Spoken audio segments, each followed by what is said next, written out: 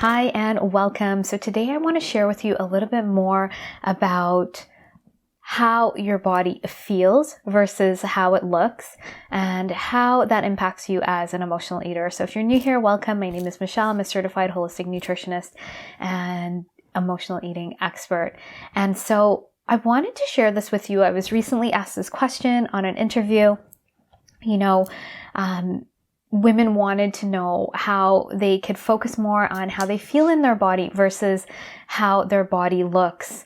And so this is a multi-layered question. And so when you're an emotional eater, this is a pattern I see with a lot of emotional eaters and a lot of my clients. They emotionally eat. They have a very negative mindset around their body. So they almost want their body to look a certain way. And if their body were to look a certain way, they'd have that love and acceptance and that validation. And this story is my story as well. So, I tried all the diets and the exercise programs because I wanted to look a certain way and I didn't know how to control my emotional eating. I didn't know how to control food. I didn't look the way I wanted to look and I didn't know why it was so hard for me and why others could just have this normal relationship. So I was still on the surface looking at trying to control food and control my body, and sadly out there's not these ways of connecting to food or our body that is healthy and not really, giving us solutions that are getting to the root. And so this question is really interesting because I could almost say, do this to feel good in your body, but it's a combination of things. So I'm going to simplify it a little bit here. When we are emotional eaters, our deeper needs that were not met were to, first of all, we needed parents or caregivers to help us move through any discomfort, uncomfortable emotions, and to really see us, hear us, validate us, accept us, love us through it all. And if we didn't have that and our emotions, when we had these uncomfortable emotions, or we didn't have this modeling, or we weren't told this in general, we develop this pattern. And so we are still deeply trying to fill this need.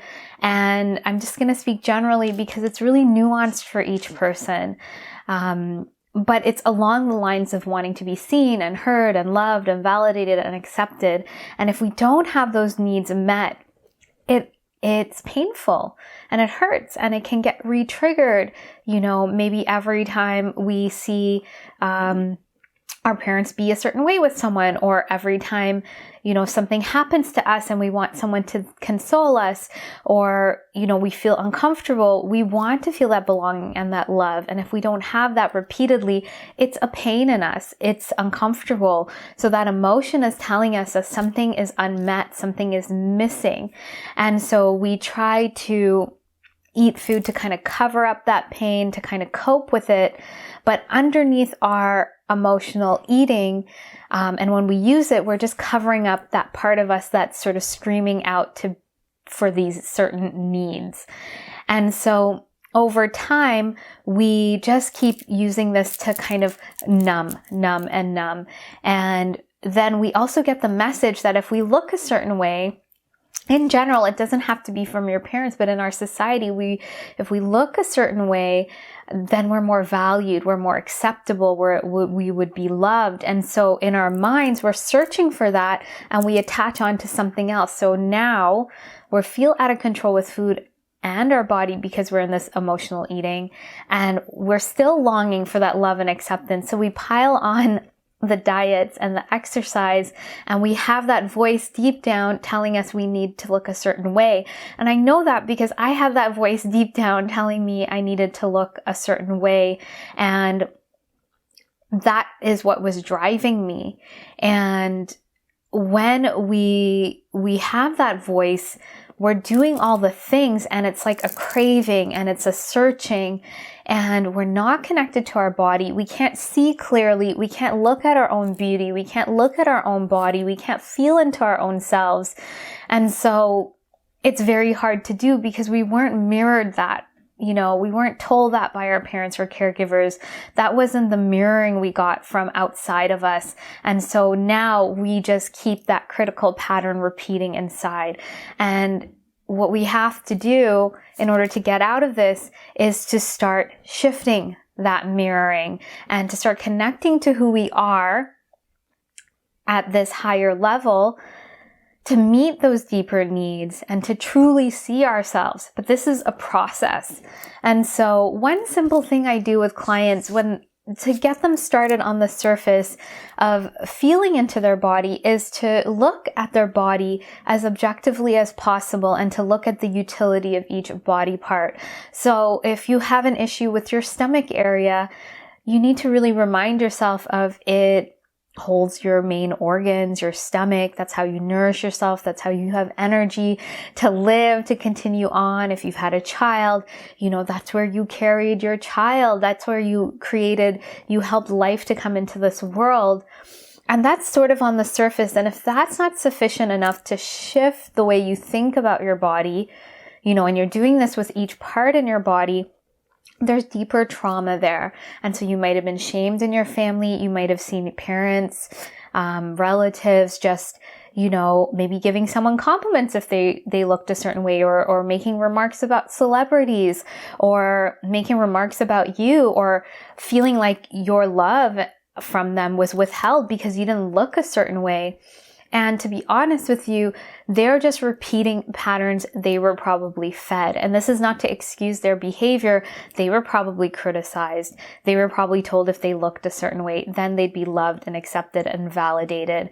And so here, I want to sort of disconnect you from, you can be loved and accepted and validated and not have that body. And you can also have a healthy body that maybe looks that way and have that love and acceptance and validation. It's not mutually exclusive. But you having this critical mindset about yourself actually puts you into a more stressed out state, into fight or flight, and that triggers more of your patterns, and that actually makes your body move away from its healthy. So it's going to be storing more fat. It's going to have more inflammation. It's going to have more chronic issues because you're already punishing yourself. So you're like perpetuating this pattern. But if you shift to acceptance, you reduce that stress and you allow your body to shift into its healthy. It might not look like what society says it should look like, and it might.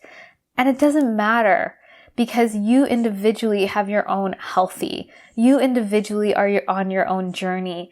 And what I've come to see and feel is that we can tell when someone is in their healthy and they are feeling confident and they're feeling beautiful, and they don't have to look like what we think they have to look like. If you look at a lot of celebrities that have that body, they have very unhealthy lives and they don't feel great about themselves. And if you really look at their face, it's not that they're in pure joy and happiness.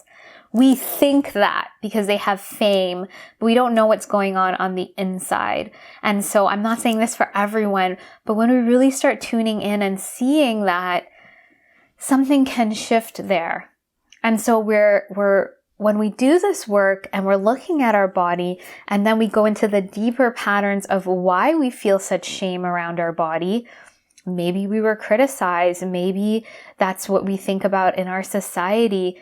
And if we get into those deeper roots, and what I do with clients is we do this through the somatic meditations in the program, in the Emotional Eating Evolution program. We're looking at what's there. Some clients have this deeper wounding around their body and some don't.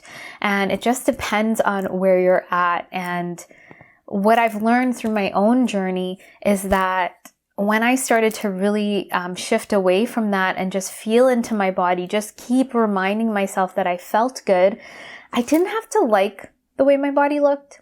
I didn't have to love it. I just accepted it. And this is why I teach acceptance first. I don't want you to jump into loving or liking your body, but my body, I started to just feel good.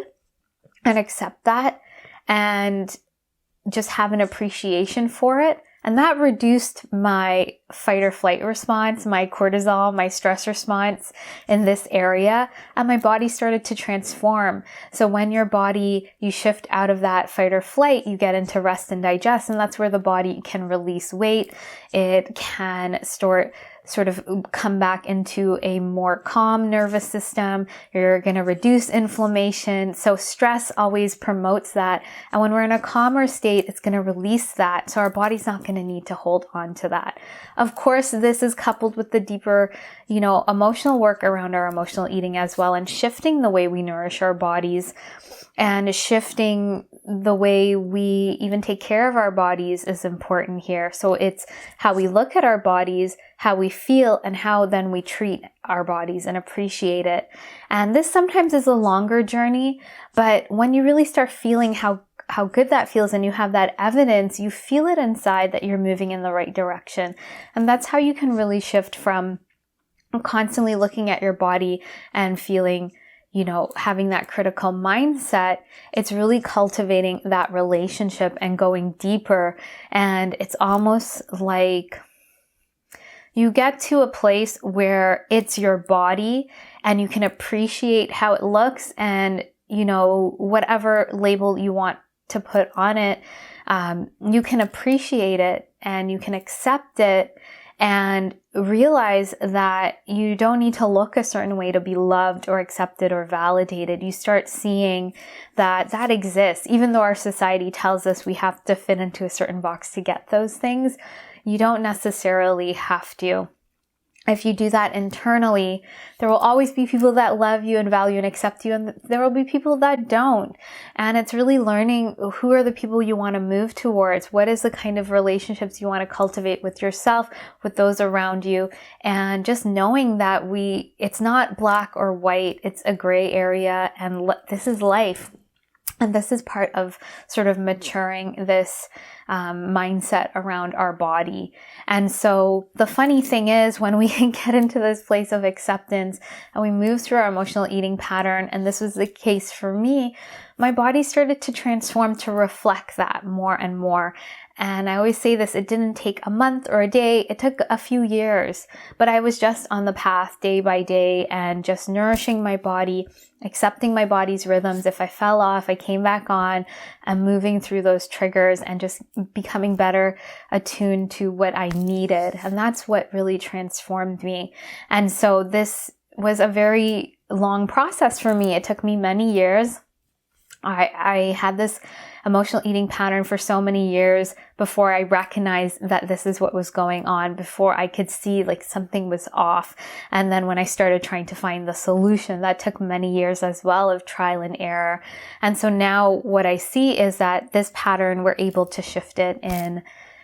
We can shift the pattern, the program, the Emotional Eating Evolution program is 12 weeks. And of course, there's ongoing support if you need that too. But you have the foundation to keep going back to keep creating this new way forward that's going to help you create that sustainable change. So I hope this video has helped you sort of see that you don't have to fit into a certain box in your body. That's sort of the old way, and that there is a new way forward. There is so much possibility to move forward and to have that relationship to your body that you want. It doesn't have to be you love your body right now in this moment, but getting to acceptance, appreciation, and then hopefully eventually love is sort of the pathway that I see. So if you have any questions about what I've shared with you today, please let me know. Please be sure to like and subscribe if you haven't, and I look forward to sharing more with you, and I hope you have a great day.